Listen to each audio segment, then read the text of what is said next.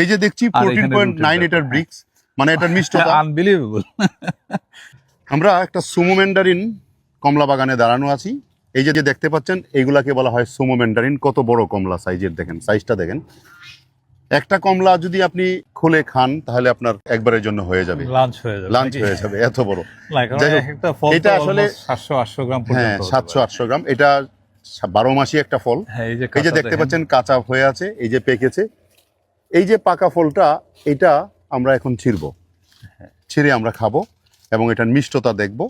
তা আমি এটা ছিঁড়লাম, চমৎকার।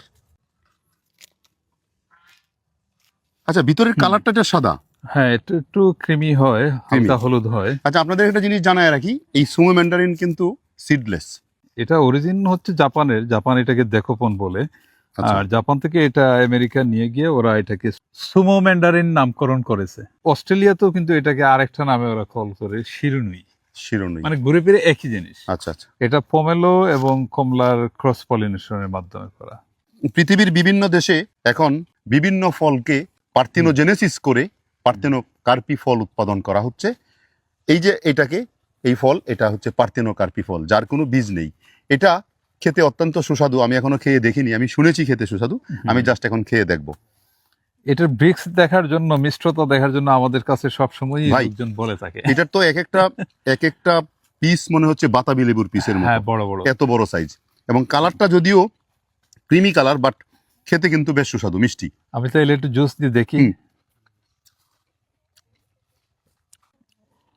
হ্যাঁ, আসবে এখন 14.9। আচ্ছা, এখানে একটা কথা বলে রাখতে হয়, আমাদের দেশে কিন্তু এই জাতটা ঢুকছে, কিন্তু জেনুইন জাত না। আচ্ছা, যার ফলে বাংলাদেশের সবার কাছে একটা কমপ্লেন যে এটা স্বাদ নেই, ঠক, কি করলে ঠক কেটে যাবে, এটার জন্য সবাই কনফিউজ। তো অ্যাকচুয়ালি জেনুইন জাত হতে হবে। এই যে দেখছি 14.9 এটার ব্রিক্স, মানে এটার মিষ্টতা আনবিলিভেবল।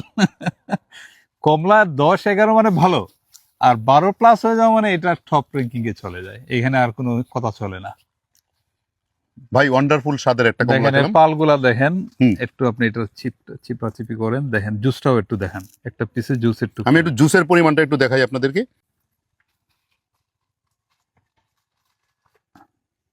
দেখেন, এটা ওই যে পমেলো যেভাবে ড্রাই হয়, ওইরকম একটু ড্রাই সুইট। এবং এটা আরেকটা সুবিধা হলো, আপনি এই ফলটা হারভেস্ট করে ঘরে 15-20 দিন রাখতে পারবেন। ওয়ান্ডারফুল। আমি আপনাদেরকে আসলে এই জিনিসটা বোঝানোর চেষ্টা করছি যে এর মিষ্টতাটা কতটুকু এবং এর সাইজ, দুইটা মিলে আপনার পরিবারের জন্য 2টা কমলা হলে আপনার পরিবারের চাহিদা মিটে যাবে। আপনি কি ফ্লেভারটা পাচ্ছেন না? ফ্লেভার পাচ্ছি, হ্যাঁ। এটা আমেরিকা, অস্ট্রেলিয়াতে কিন্তু হাই প্রাইসের একটা প্রোডাক্ট।